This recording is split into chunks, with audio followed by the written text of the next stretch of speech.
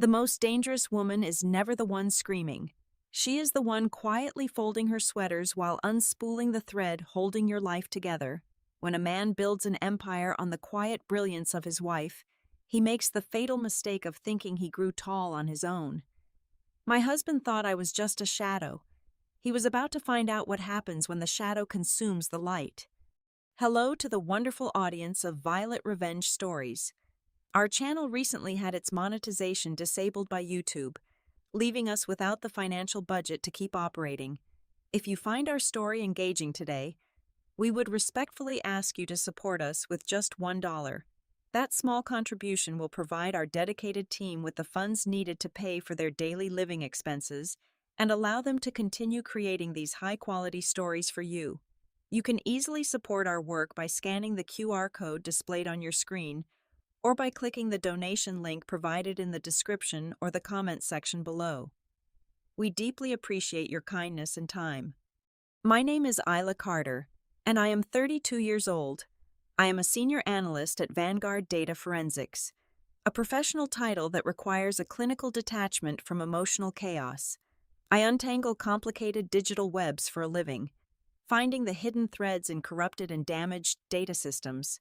My home in Austin, Texas, was supposed to be my quiet sanctuary away from that daily corporate chaos.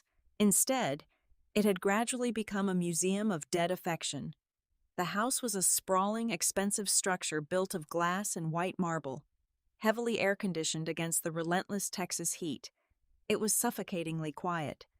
The only persistent sound was the low, steady hum of the climate control system, working tirelessly to preserve the pristine, sterile environment Nolan and I called a marriage. It was a Tuesday afternoon when the polished facade finally cracked open. I had walked into Nolan's home office to retrieve a spare charging cable. His massive desk, a heavy slab of reclaimed walnut, was usually immaculate and entirely devoid of clutter. But today, a single manila folder sat slightly askew near his mechanical keyboard. I opened it, driven by a mild domestic curiosity that quickly mutated into a cold, paralyzing clarity. Inside was a freshly printed copy of a patent application. It was for the proprietary cybersecurity algorithm I had spent the last 3 years writing on my personal laptop, programming line by agonizing line late into the night. But my name was nowhere on the document. In the section designated for the lead architect and creator, I read the name Chloe. She was Nolan's newly hired vice president of marketing. A woman who barely understood how to format a basic spreadsheet was now legally recognized as the sole creator of my intellectual property. A lesser woman might have screamed. She might have torn the forged document into pieces, thrown heavy objects across the room, or called his phone to unleash a torrent of justified rage. I did none of those things. My profession had taught me long ago that raw emotion is a fatal vulnerability in a data war. Instead, I carefully placed the folder exactly where I found it, ensuring the physical angle was identical to how he left it. Then, I walked into our chef-grade kitchen and calmly began to cook. I chose his favorite meal. I pulled a thick cut of ribeye steak from the refrigerator, searing it perfectly on a cast-iron skillet, and paired it with fresh asparagus roasted with garlic and sea salt. I moved around the kitchen with deliberate precision. Every slice of the knife, every turn of the meat, was a focused meditation in restraint. I set the heavy oak dining table with our best silver utensils and poured 2 glasses of the expensive red wine he specifically reserved for celebrations. I sat down in the oppressive silence of that massive room and waited for the front door to open. Nolan arrived just past 7 o'clock. He walked into the foyer shedding his expensive suit jacket, carrying the arrogant energy of a man who firmly believed the world was molding itself entirely to his desires. He smiled when he saw the perfectly set table, flashing a practiced, hollow expression that did not reach his eyes. He sat down opposite me, confidently slicing into the steak, complimenting the temperature of the meat. I watched him chew. I waited until his defensive guard was completely lowered, heavily insulated by the comfort of his home and the subservience he blindly assumed I provided. "Nolan," I said, keeping my voice completely flat and devoid of any emotional inflection. "I was looking for a charger in your office earlier. I happened to glance at the Aegis software filing on your desk. Why is the primary algorithm registered under Chloe's name?" He stopped chewing. For a fraction of a second, his eyes darted toward the hallway leading back to his office. But Nolan was a master salesman. He recovered his composure instantly. He swallowed his food, wiped his mouth slowly with a linen napkin, and leaned back in his leather chair. He did not look guilty or ashamed. He looked profoundly annoyed. "You are always snooping where you absolutely do not belong," he said, his words dripping with thick condescension. "It is a strategic business decision. Chloe is the visible face of the brand right now. Having an attractive female executive attached to the core tech makes the optics incredibly appealing for Julian Vance. You are just a paranoid data cruncher. Isla, you do not understand the broader financial picture. You would be absolutely nothing without the $50 million buyout happening this week." He actually believed he held every single card in the deck. He genuinely believed my financial stability and my emotional dependency were entirely bound to his upcoming success. He looked at me across the dining table, his lips curling into a smug, triumphant smirk. He was waiting for me to apologize. He was waiting for me to back down and submit, just as I had always done in our 20s when we were broke, and I foolishly thought his ruthless ambition was a virtue. "If you are so ungrateful for the luxurious life I am building for us," he challenged, gesturing lazily around our expensive dining room, "then leave. The door is right there. But we both know you will not." I did not shed a single tear. I did not raise my voice to argue or defend myself. The silence stretched between us, thick and heavy. I stood up from the table, my chair scraping softly against the hardwood floor.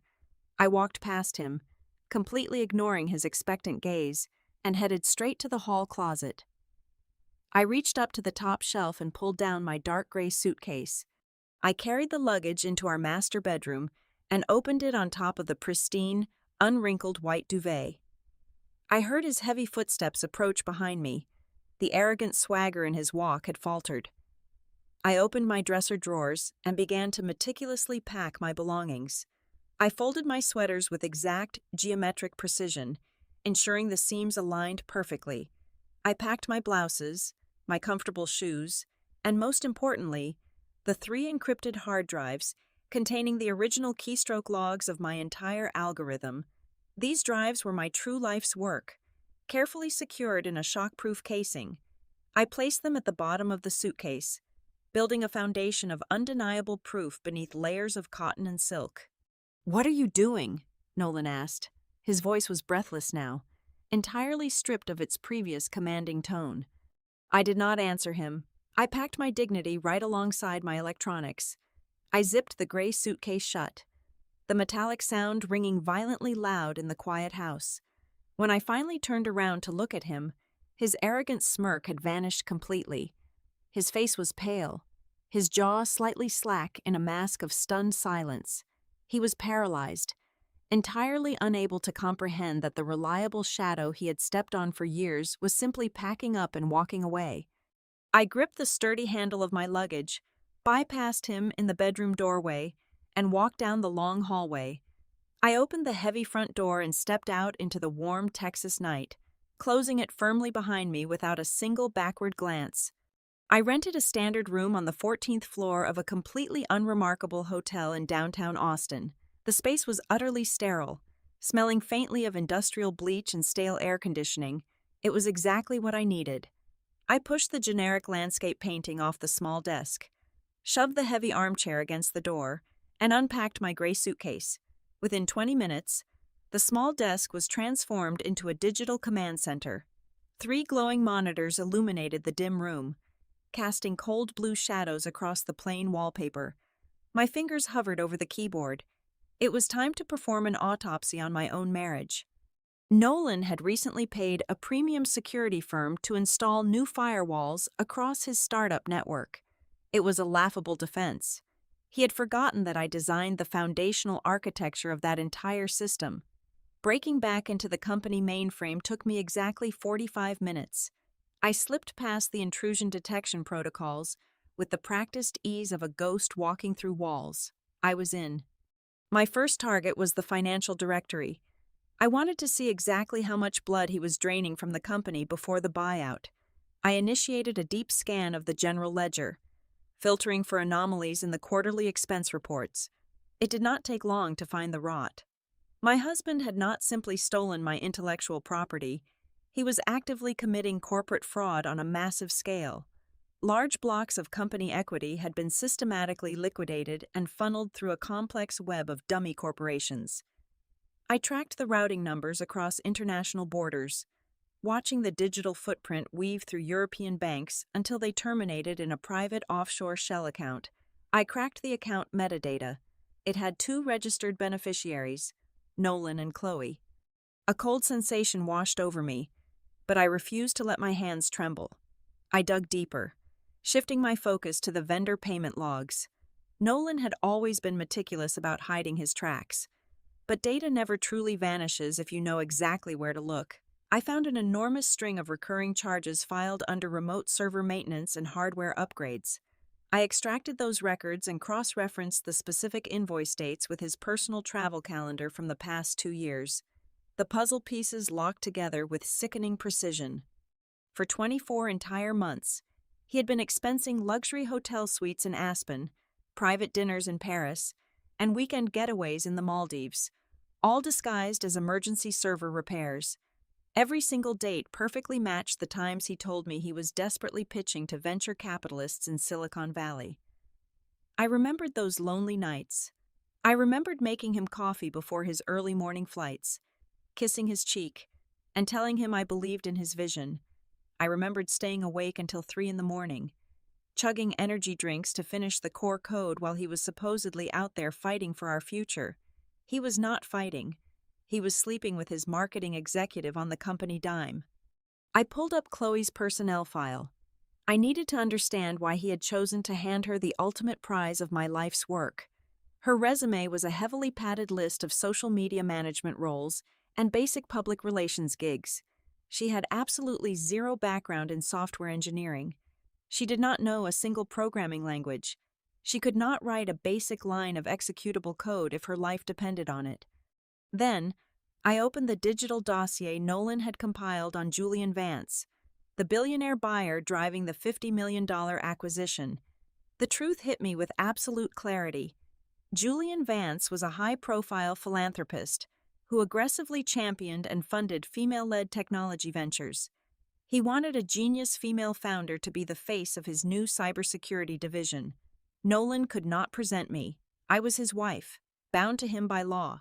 And more importantly, I knew the actual worth of the software. I would never have agreed to sell it for a mere $50 million when its true market value was easily triple that amount. Chloe, however, was malleable.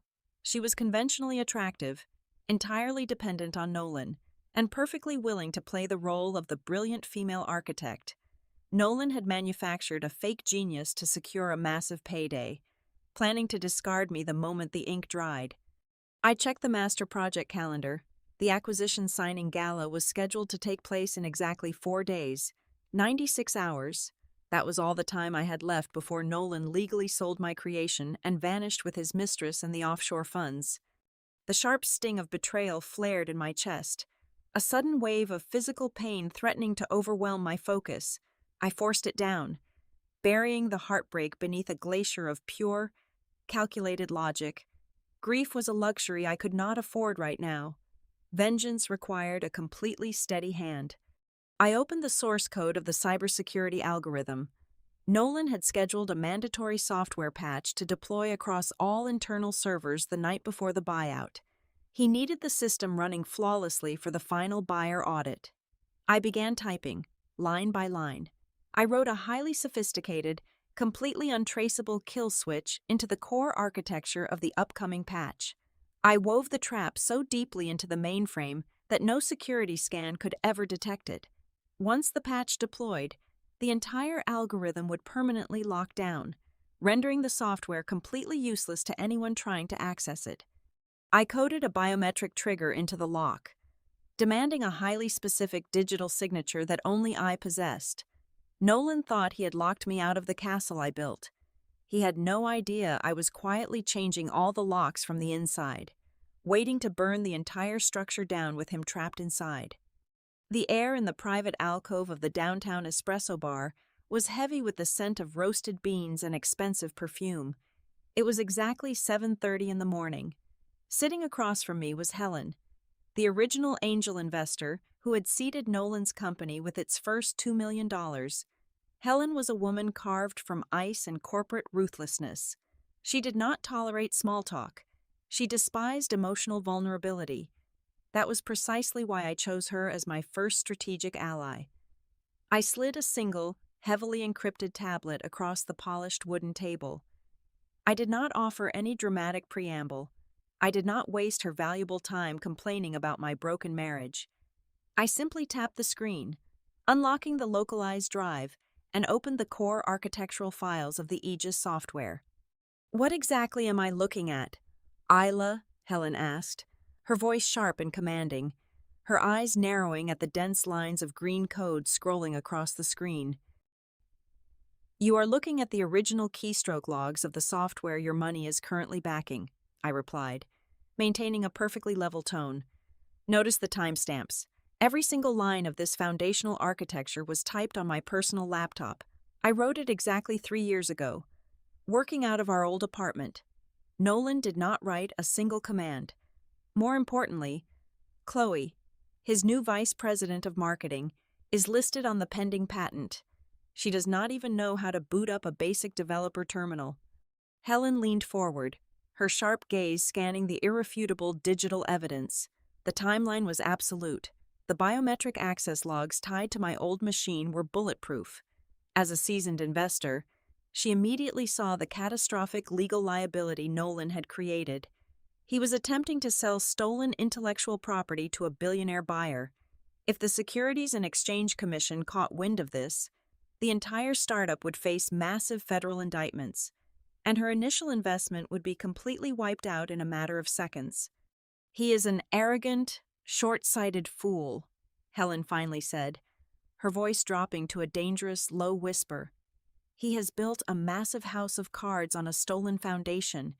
If Julian Vance discovers this during the final audit, we are all going to federal prison for wire fraud."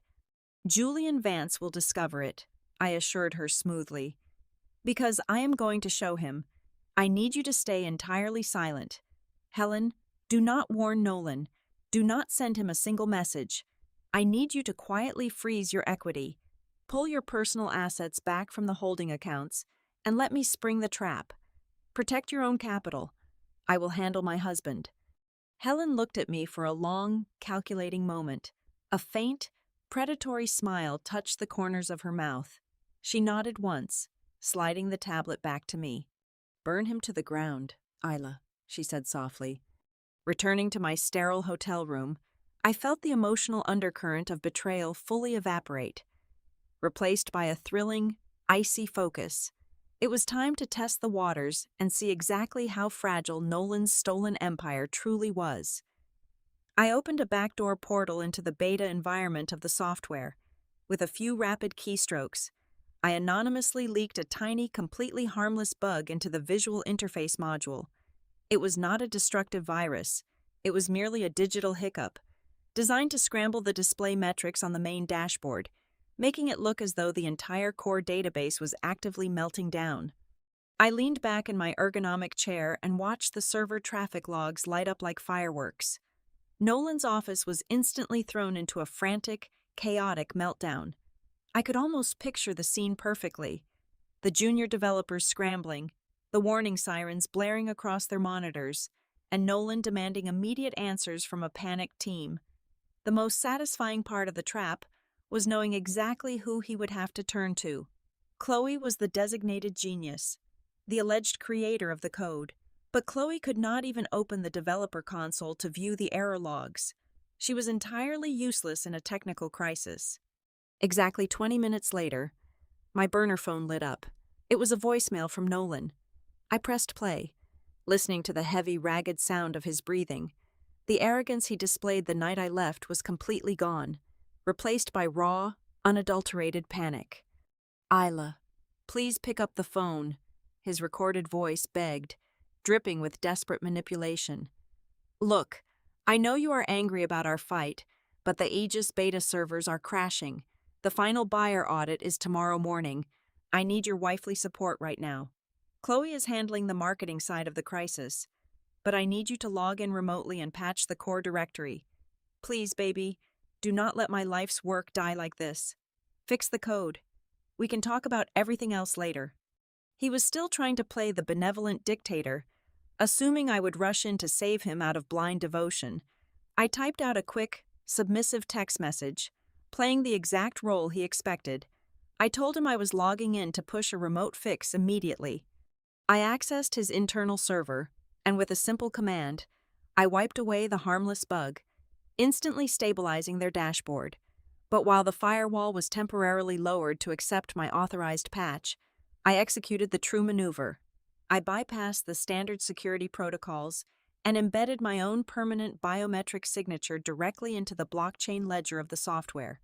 I tied the entire functional capacity of the algorithm to my unique fingerprint hash. It was no longer just a kill switch. I had essentially chained the soul of the technology to my own body. The software would now absolutely refuse to run for anyone else. The chessboard was set, and Nolan had just blindly handed me the final, winning piece. My phone screen briefly illuminated the darkened surface of the hotel nightstand. It was a text message from Nolan. The message read exactly like a sterile memo sent to a low-level employee. "Thanks for the quick fix. I knew I could count on you to do the right thing. I am taking Chloe to a press dinner tonight to celebrate the upcoming deal. Get some rest." He was so deeply entrenched in his own arrogance that he genuinely believed he had expertly manipulated his fragile, heartbroken wife into saving his multi-million-dollar empire. I could perfectly envision him standing in front of his bedroom mirror, adjusting an expensive silk tie, feeling entirely invincible. He was walking into a luxury restaurant to drink vintage champagne, completely oblivious to the fact that the floor beneath him was rigged with high-grade digital explosives. He assumed I was sitting in a dark room crying over the end of our marriage. Instead, I was carefully packing my encrypted drives into a leather briefcase, preparing to sever his financial arteries.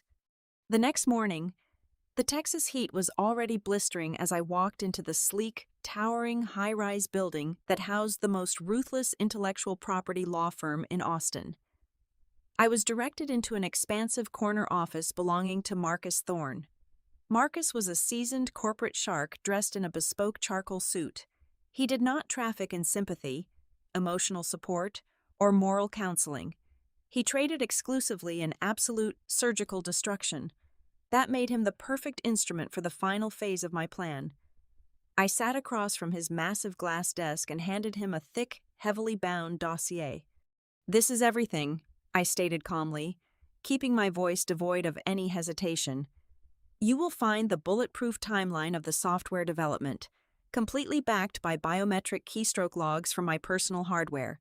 You will find the offshore shell account routing numbers detailing massive corporate embezzlement. And you will find the undeniable proof of a forged patent application falsely crediting a woman with absolutely zero coding experience." Marcus opened the file. The silence in the room stretched for several long minutes as his highly trained eyes scanned the dense documentation. I watched his expression shift from standard professional courtesy to genuine, predatory fascination.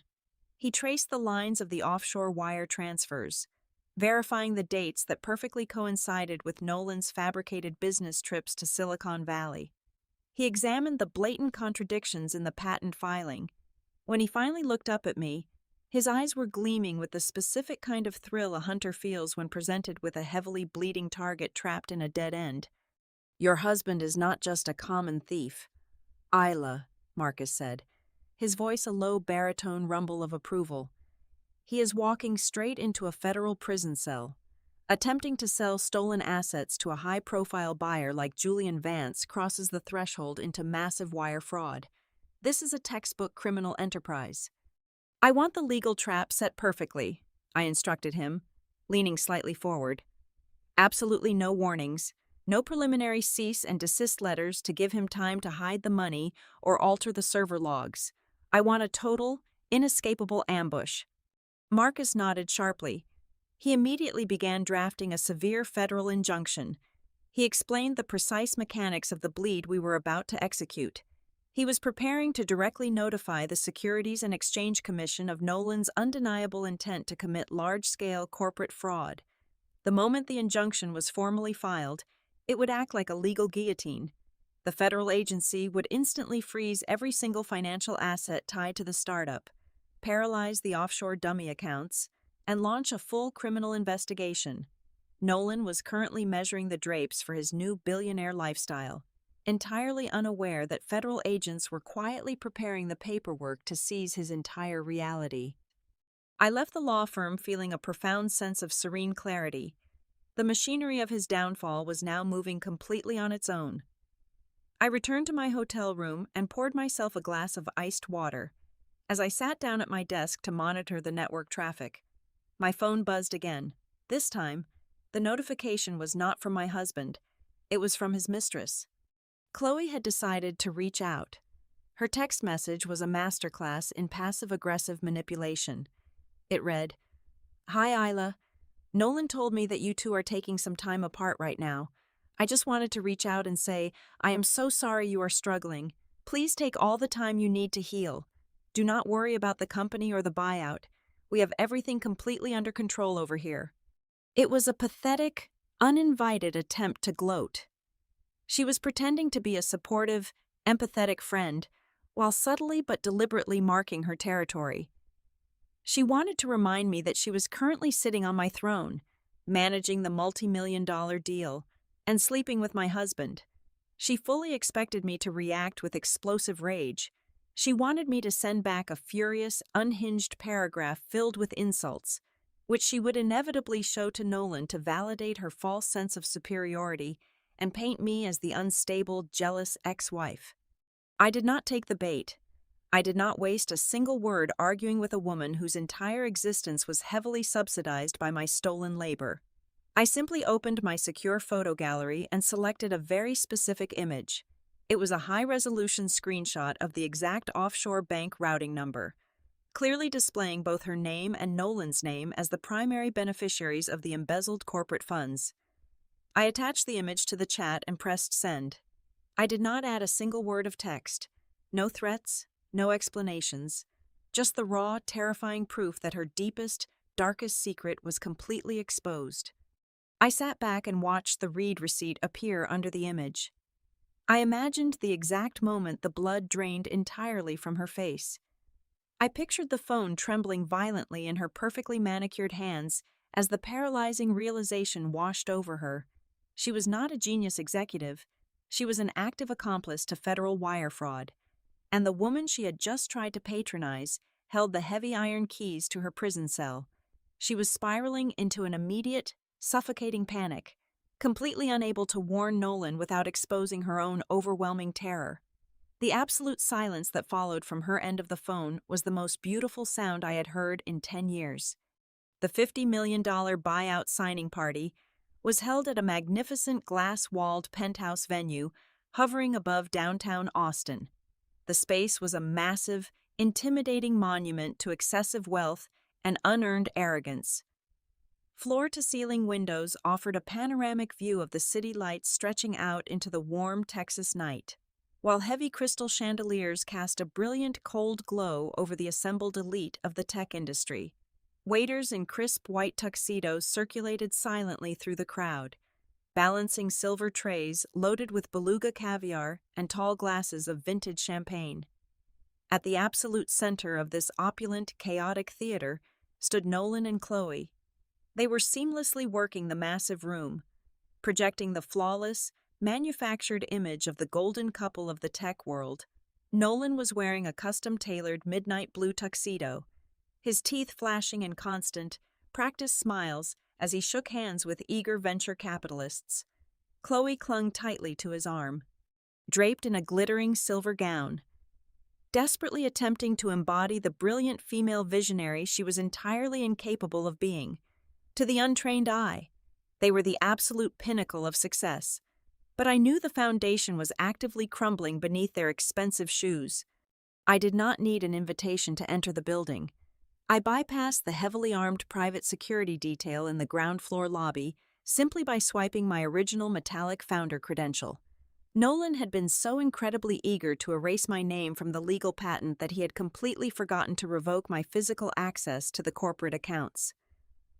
The elevator doors glided open on the penthouse level, and I stepped out into the buzzing energy of the gala.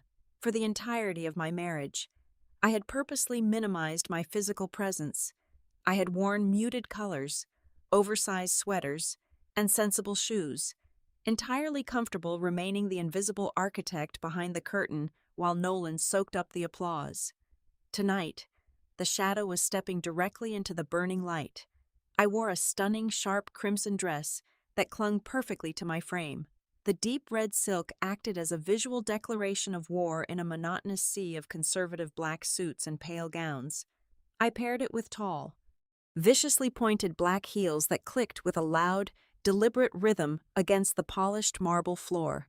The effect of my entrance was instantaneous. As I walked deeper into the crowded ballroom, the surrounding conversations began to organically die out. Heads turned, whispers rippled through the gathered crowd of executives and journalists. I did not break my stride. My eyes locked directly onto my husband. He was in the middle of a boisterous laugh, raising his champagne flute to toast a minor financial partner, when his gaze finally snagged on my bright red dress. The laugh died instantly in his throat. The smug, triumphant expression was violently wiped from his handsome face, replaced by a pale, breathless horror.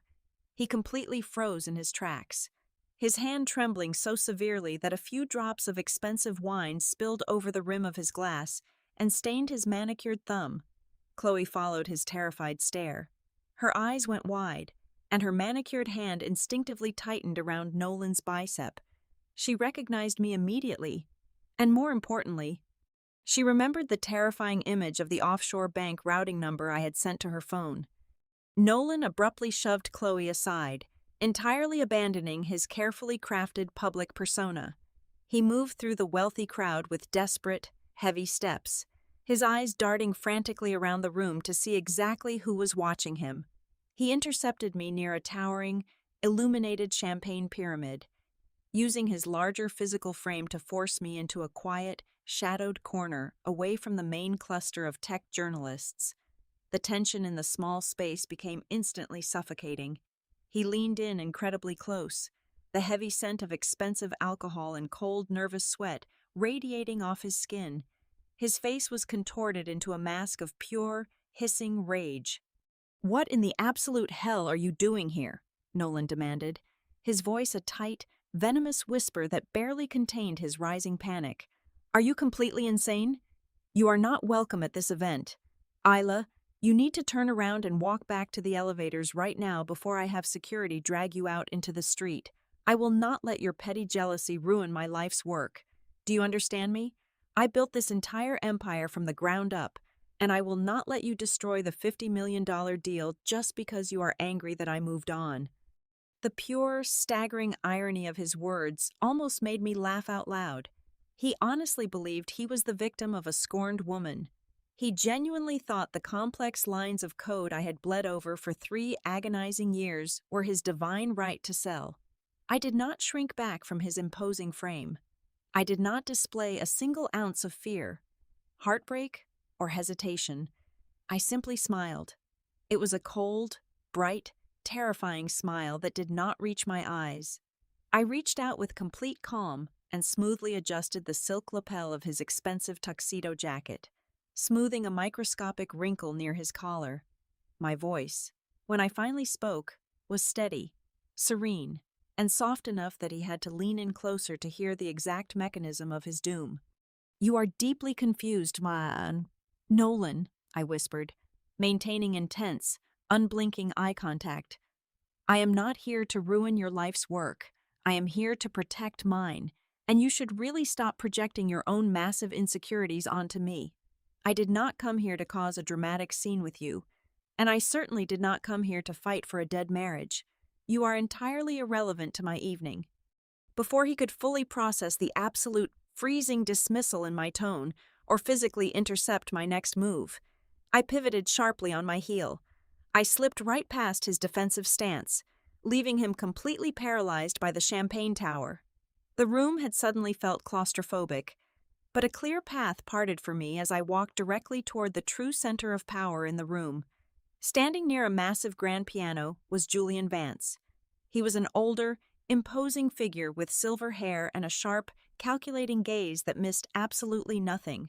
He was currently reviewing a digital copy of the final acquisition contract on his encrypted tablet, completely unaware that the software asset he was about to purchase was entirely fraudulent. I approached him with absolute confidence, stopping just short of his personal space. I waited for him to look up from the glowing screen. When his sharp, intelligent eyes met mine, I held his gaze with unwavering authority. I did not introduce myself as the bitter, estranged wife of the chief executive officer. I did not introduce myself as a scorned woman seeking petty domestic revenge. "Mr. Vance," I said, my voice projecting clearly over the low murmur of the surrounding crowd. "My name is Isla Carter. I am the sole architect, the original creator, and the exclusive legal owner of the Aegis cybersecurity algorithm you are attempting to purchase tonight. We need to have a very serious conversation about the massive federal fraud currently taking place in this room." Julian Vance did not flinch. He was a man who had built a massive fortune by reading people accurately, and he immediately recognized that I was not bluffing.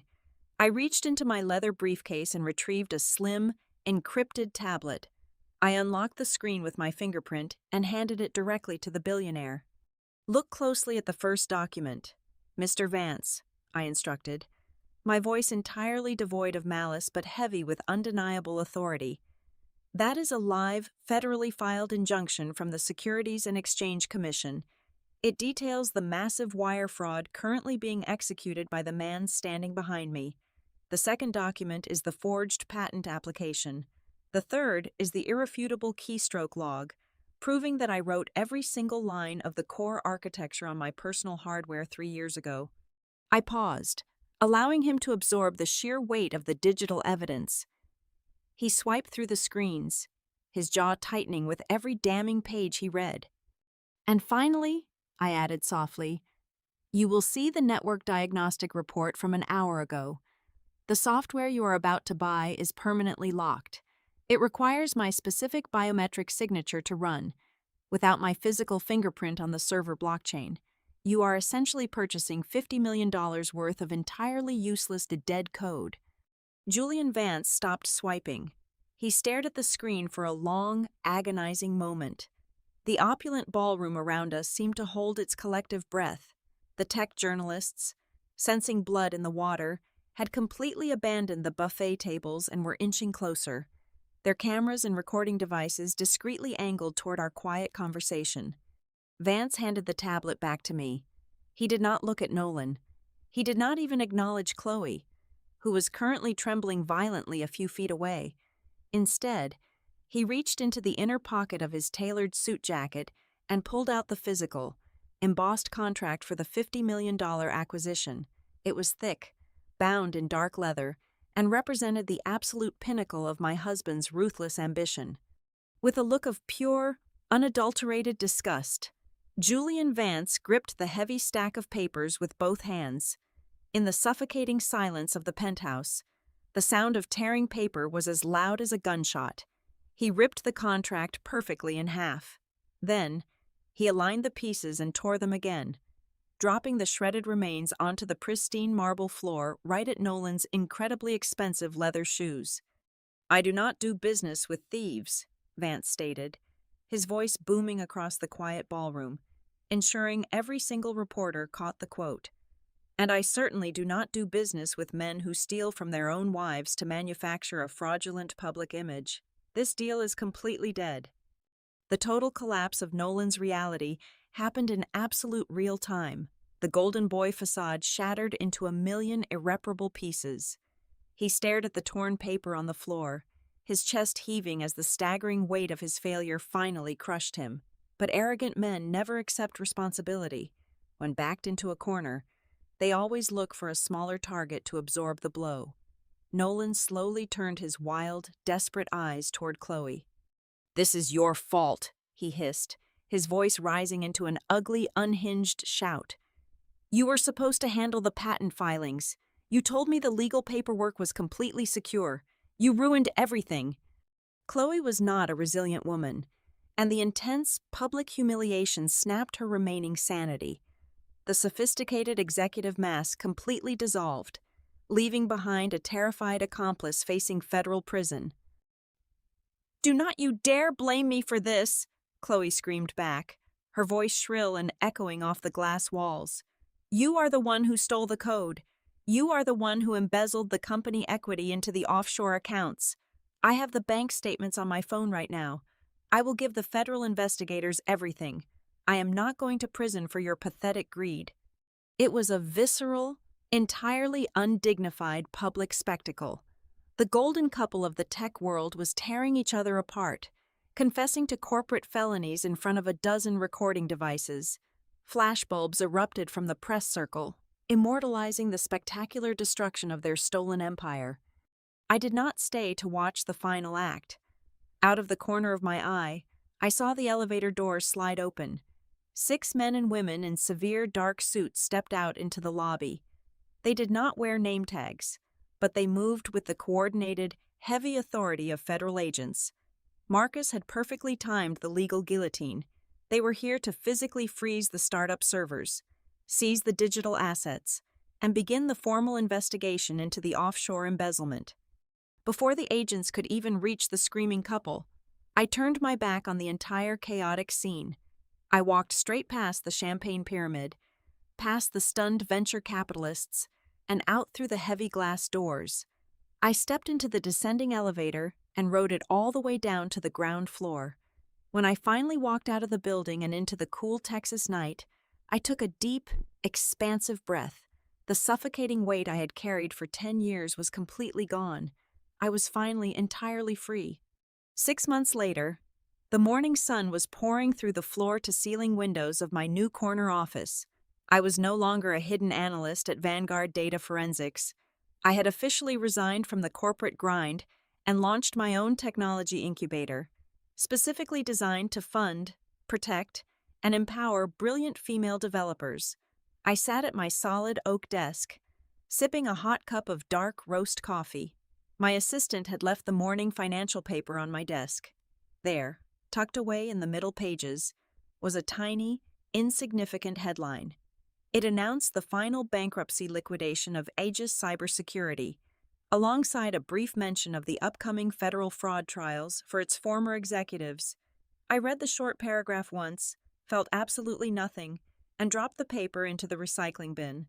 Then, I opened my laptop and went back to work, building an empire entirely of my own. Hello, everyone, and thank you from the bottom of my heart for listening to this entire story.